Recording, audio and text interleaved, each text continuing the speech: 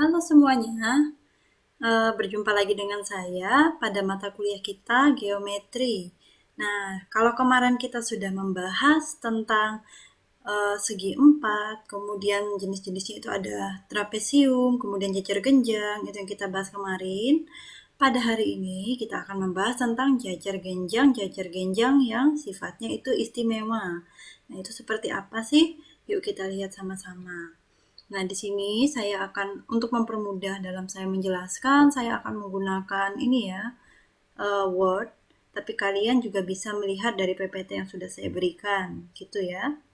Yuk, kita langsung masuk aja ya, berarti. Yang pertama, seperti biasa, kita akan punya definisi dari jajar genjang istimewa. Nah, definisinya seperti apa saja? Nah, jajar genjang istimewa ini ada 3 yang akan kita bahas di sini, itu adalah belah ketupat, persegi panjang, dan persegi, sehingga definisinya itu akan mencakup ketiganya ini. Nah, belah ketupat itu adalah jajar genjang yang seluruh sisinya itu kongruen, artinya sama panjang. Kemudian suatu persegi panjang adalah jajar genjang yang semua sudutnya merupakan sudut siku-siku. Suatu persegi itu merupakan persegi panjang yang semua sisinya itu kongruen. Nah, gambarnya silakan kita lihat di sini sama-sama. Ini kalau untuk belah ketupat, sisinya sudutnya tidak harus 90 derajat. Tapi sisi-sisi dari belah ketupat ini saling kongruen. Baik ini sisi yang berhadapan maupun sisi yang berdekatan. Semuanya sama panjang. Nah, kita lihat, kita geser ke sebelahnya. Ini ada bangun persegi panjang. Di mana persegi panjang seperti yang sudah disampaikan itu semua sudutnya berupa sudut siku-siku. Nah, ini cukup kita berikan satu aja tanda di sini. Kalau dia siku-siku, tanda merah ini. Karena otomatis jika satu ini sudah siku-siku, yang lain juga akan siku-siku. Gitu ya. Nah, kemudian seperti yang kita lihat, sisi-sisi yang berhadapan itu nanti sama panjangnya, tapi sisi-sisi yang berdekatan itu tidak sama panjang. Nah, kemudian kalau kita lihat ke sebelahnya lagi, persegi itu merupakan anakan dari si persegi panjang ini, yang mana sudutnya itu 90 derajat. Masing-masing sudutnya itu 90 derajat, tapi dia juga memiliki sifat dari belah ketupat, yang mana sisi-sisi baik sisi yang berdekatan maupun sisi yang berhadapan ini semuanya sama panjangnya. Gitu ya. Nah, kemudian di sini kita punya teorema 5.1. Jika suatu jajar genjang memiliki satu sudut siku-siku, maka jajar genjang tersebut memiliki 4 sudut siku-siku dan jajar genjang tersebut adalah persegi panjang. Nah, ini yang sifat yang sudah saya cantumkan tadi di atas ternyata merupakan teorema. Sehingga kalian harus membuktikan.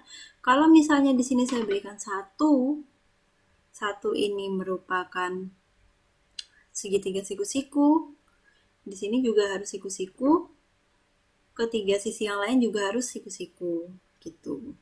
Nah, itu nanti akan kemudian kalian harus membuktikan juga bahwa sisi-sisi yang berhadapan itu sejajar dan sama panjang. Gitu ya. Selanjutnya ini nanti kalian bisa membuktikan menggunakan teorema-teorema kesejajaran. Gitu. Teorema kesejajaran, kemudian relasi ekivalen yang ada pada ruas-ruas garis itu nanti kalian bisa gunakan. Kemudian kemarin ada teorema tentang jajar genjang, itu juga kalian bisa gunakan di sini. Gitu. Hanya sudutnya nanti dengan sudut 90 derajat.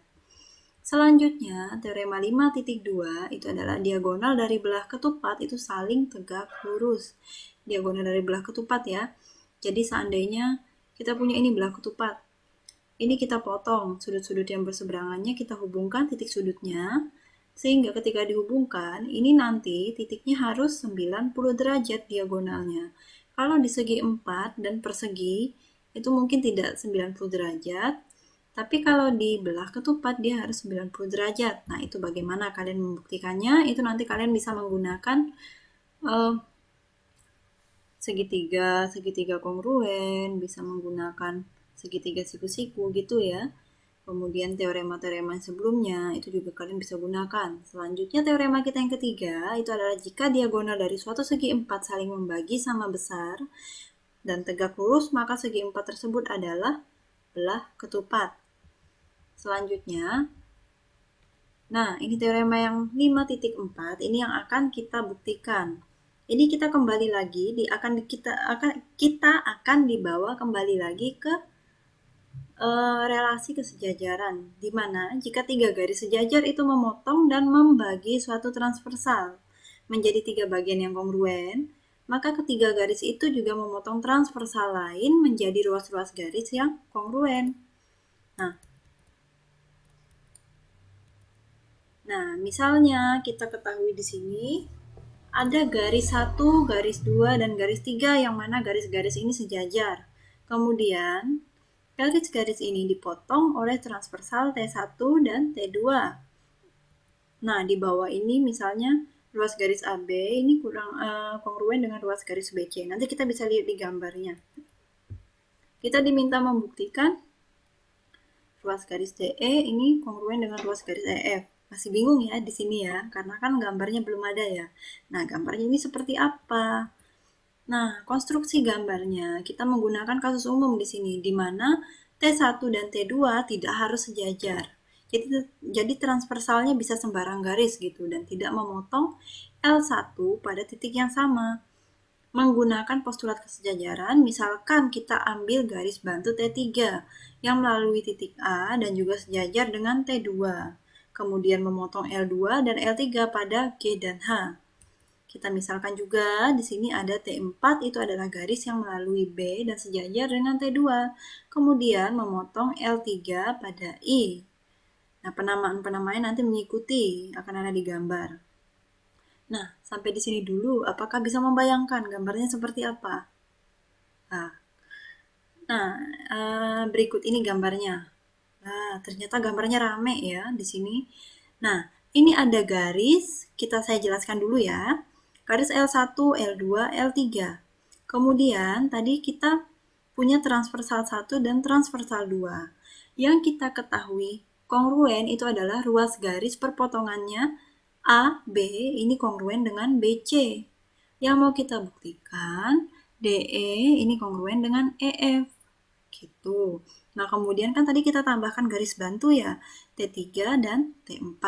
Di mana T3 itu garis yang melalui A, jadi dia melalui titik A, kemudian sejajar dengan T2 dan memotong L2 dan L3 pada titik G dan H.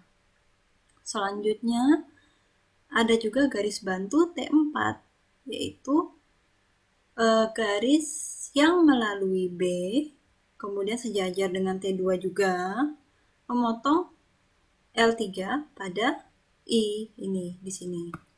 Nah, ini bagaimana kita membuktikannya? Nah, tadi yang pertama, L2 itu kan sejajar sama L3 ya. Ini sudah diketahui. Kemudian, berdasarkan teorema 3.9 tentang sudut-sudut dalam sepihak, karena L2 dan L3 ini sejajar, maka sudut 2, kemudian sudut 4, ini juga sama besarnya. Gitu. Yang ini ya, dipotong sama transversal 1 ini ya. Nah, kemudian, kan kita juga sudah mengetahui kalau AB ini kongruen dengan BC. Karena dia kongruen, relasi kongruen ini juga berhubungan dengan relasi ekivalensi. Artinya nanti kalau kongruen, dia sama besar ruas garisnya. Sehingga ruas garis AB, besar ruas garis AB ini kan sama dengan ruas garis BC besarnya. Itu kita ketahui. Kemudian T3 ini sejajar dengan T4. Ini melalui kondisi yang sudah kita buat. Kemudian ada teorema 3.11, teorema tentang kesejajaran. Nanti bisa dicek lagi ya.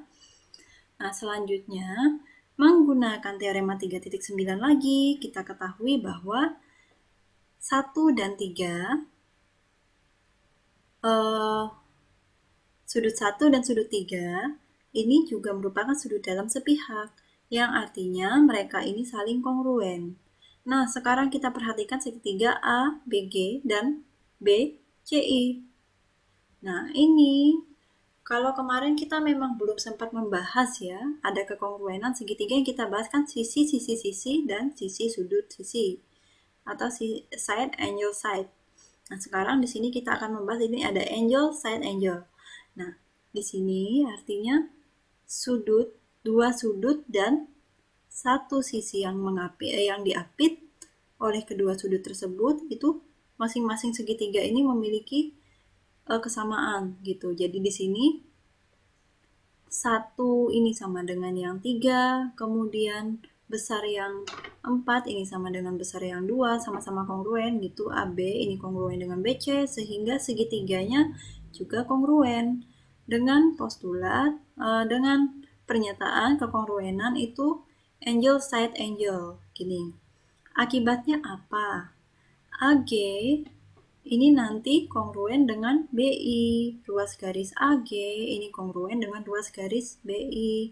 Artinya keduanya ini sama panjang gitu.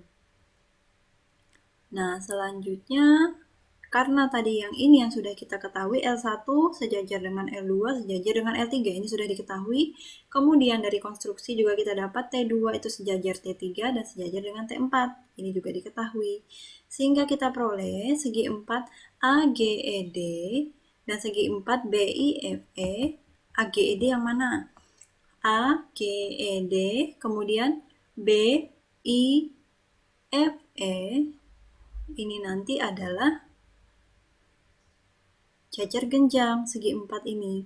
Nah, karena ini jajar genjang, artinya sudut-sudut yang berhadapan itu kongruen. Ini kita dasarkan pada teorema 4.2 yang sudah kita pelajari minggu lalu. Akibatnya karena kongruen, berlaku sifat transitif. Di mana karena AG ini kongruen sama DE dan BI ini kongruen dengan EF, maka DE dan EF ini ya kongruen gitu. Sehingga nanti kita peroleh kesimpulan DE kongruen dengan EF, sehingga karena dia kongruen nanti DE, besarnya DE ini sama dengan besarnya EF. Tapi kita cukup membuktikan sampai kongruennya saja, karena kongruennya itu sudah menjelaskan gitu. Nah, pembuktian selesai. Jangan lupa kalau selesai ada tanda kotak ini, atau kalian harus tuliskan terbukti gitu ya. Nah, akibat dari teorema ini adalah jika 3 atau lebih garis sejajar membagi suatu transversal menjadi ruas-ruas garis yang kongruen, maka garis-garis tersebut membagi tiap transversal lainnya menjadi ruas-ruas garis yang kongruen pula. Karena kalau tadi di sini kan garisnya cuma 3. Sekarang kalau misalnya garisnya ada 4, ada 5, ada 6 ke bawah-bawah, ya tetap sama. Akan berlaku seperti ini. Jadi transversal yang melalui garis itu akan otomatis dibagi menjadi ruas-ruas garis yang sama. Gitu ya. Nah, untuk jajar genjang yang istimewa ini cukup sampai di situ. Kemudian kita akan masuk ke bagian berikutnya. Nanti bagian-bagian ini di beberapa contoh ini sudah kita pembuktian-pembuktian kita yang lalu ini sudah kita gunakan juga. Yang pertama itu adalah definisi dari median dan pembagi sudut. Definisi dari median itu seperti apa? Suatu ruas garis adalah median dari suatu segitiga jika dan hanya jika titik ujungnya adalah titik sudut dari segitiga dan titik tengah dari sisi yang berhadapan dengan sisi sudut tersebut. Nah, nanti silakan dipahami ya, seperti apa maksudnya. Kemudian, definisi dari pembagi sudut ini sebenarnya sudah cukup jelas ya kalau ini. Jika T terletak pada interior dari XYZ, sudut XYZ, silahkan dibayangkan T-nya berada di dalam interior. Kemudian, sudut XYT itu kongruen dengan sudut TYZ. Itu. Maka, YT membagi sudut XYZ dan disebut sebagai pembagi sudut dari sudut XYZ. Nah, untuk mempermudah, nanti silahkan digambar, nanti hasilnya seperti apa. Siapa tahu bisa membantu gitu ya.